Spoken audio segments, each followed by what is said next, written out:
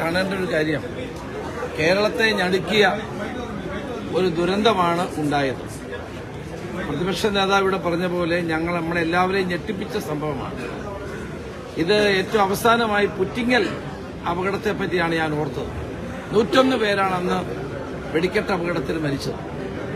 അന്ന് ഞാൻ ആഭ്യന്തരമന്ത്രിയായി. ഞങ്ങൾ അന്ന് വളരെ കർശനമായി പിന്നീട് നിയന്ത്രണങ്ങൾ ഏർപ്പെടുത്തിയിരുന്നു. പക്ഷേ പിന്നീട് തൃശൂർ പൂരത്തിനും പാവർട്ടിയിലെ പള്ളിയിലെ പെരുന്നാളിനുമായി ബന്ധപ്പെട്ട് കുറച്ച് ഇളവുകൾ പിന്നീട് വരുത്തുകയുണ്ടായി.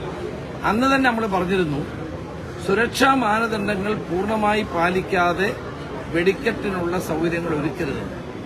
പക്ഷേ കാലാന്തരത്തിൽ പിന്നീട് അതെല്ലാം മാറി. ഇപ്പൊ ഇത്രയും വലിയൊരു വെടിക്കെട്ട് നുള്ള സാമഗ്രികൾ ഉണ്ടാക്കുന്ന സ്ഥലത്ത് ഒരു ഫയർ എഞ്ചിൻ പോലും ഇല്ലായിരുന്നു. അപ്പൊ ആധുനിക കാലഘട്ടത്തിനനുസരിച്ചുള്ള സുരക്ഷാ സംവിധാനങ്ങൾ ഒരുക്കുക എന്നുള്ളത് ഏറ്റവും പ്രധാനപ്പെട്ട കാര്യം. അപ്പം നമ്മുടെ നാട്ടിൽ ഉത്സവം നടക്കുന്നുണ്ട്, പെരുന്നാൾ നടക്കുന്നുണ്ട്, കരിമരുന്ന് പ്രയോഗം ഉണ്ടാകും, വെടിക്കെട്ടുണ്ടാകും. പക്ഷെ ആ സന്ദർഭങ്ങളിൽ സ്വീകരിക്കേണ്ട മാനദണ്ഡങ്ങൾ പാലിക്കണം, സുരക്ഷിതത്വം ഉറപ്പുവരുത്തണം. ഇത് ചെയ്തുകൊണ്ടിരിക്കുന്ന ആളുകളും സ്വയം സുരക്ഷിതരാണെന്നുള്ള ബോധ്യത്തോടെ പ്രവർത്തിക്കണം. ഇത്തരം വിഷയങ്ങളെപ്പറ്റിയെല്ലാം ഗൌരവമായി നമ്മൾ ആലോചിക്കേണ്ട ഒരു കാര്യമാണ്. മേലിൽ ഇനിയും ഇത്തരം ഒരു അപകടം കേരളത്തിൽ ഉണ്ടാകാതിരിക്കാനുള്ള മുൻകരുതലുകൾ എടുക്കണമെന്നാണ് പറയുന്നത്. അതുപോലെ കേന്ദ്ര ഗവൺമെന്റ് 2 ലക്ഷം രൂപയാണ് പ്രഖ്യാപിച്ചത്. അത് ശരിയല്ല, അത് വർദ്ധിപ്പിക്കേണ്ടത് ആവശ്യമാണ്. പരിക്കേറ്റവർക്ക് 50,000 രൂപയാണ് കൊടുത്തത്, അതും വർദ്ധിപ്പിക്കണം. സംസ്ഥാന ഗവൺമെന്റും അതുപോലെ തന്നെ ഇവർക്ക് ആവശ്യമായ അവരുടെ കുടുംബത്തെ താങ്ങി നിർത്തണം. ഇവിടെ വാസ്തവത്തിൽ ഈ പാവപ്പെട്ട ആളുകൾ ഈ ജോലി ചെയ്യാൻ വരുന്നത് അവരുടെ ജീവിതം മുന്നോട്ട് കൊണ്ടുപോകാൻ വേണ്ടിയാണ്. അപ്പോൾ അനാഥമായ കുടുംബങ്ങളെ സംരക്ഷിക്കാനുള്ള നടപടി ഉണ്ടാകണം.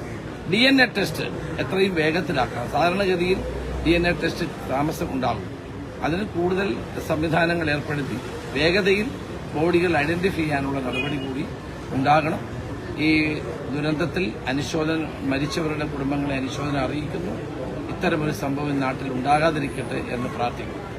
ഇത് ആദ്യമായിട്ടുള്ള സംഭവമല്ല. ഈ പുറ്റിങ്ങൽ അപകടത്തിന് ശേഷം വീണ്ടും ഇത്തരം സംഭവങ്ങൾ ആവർത്തിക്കുകയാണ്. അപ്പൊ അതിലൊരു ശാശ്വതമായ അല്ലെങ്കിൽ ഇത്തരത്തിലൊരു അതാണ് ഞാൻ പറഞ്ഞത്. പുറ്റിങ്ങൽ കമ്മീഷന്റെ റിപ്പോർട്ടുണ്ട്. പുറ്റിങ്ങൽ കമ്മീഷന്റെ റിപ്പോർട്ട് എടുത്ത് പരിശോധിച്ചാൽ നമുക്കത് മനസ്സിലാവും. അതിനുശേഷം ചില നിയന്ത്രണങ്ങൾ ഉണ്ടായിരുന്നു. പിന്നീട് തൃശൂർ പൂരം, പാവർട്ടിയിലെ പള്ളി, ഇതെല്ലാം നിയന്ത്രണങ്ങൾ ഉണ്ടായിരുന്നു. പിന്നീടാണ് ആ നിയന്ത്രണങ്ങൾ ഓരോ കാലത്തും അതിന്റെ അയവുകൾ വരുത്തുകയാണ് ഉണ്ടായത്.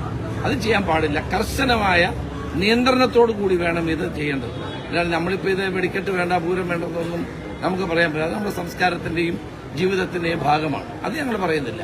പക്ഷേ ഇനിയും ആണ് ഇത്തരം സംഭവങ്ങൾ ഉണ്ടാകാതിരിക്കാൻ വേണ്ടി പുറ്റിങ്ങൽ കമ്മീഷൻ റിപ്പോർട്ട് വളരെ സമഗ്രമായ ഒരു റിപ്പോർട്ടാണ്. ആ റിപ്പോർട്ടിലെ ശുപാർശകൾ നടപ്പാക്കണമെന്നാണ് എനിക്ക് അഭിപ്രായം.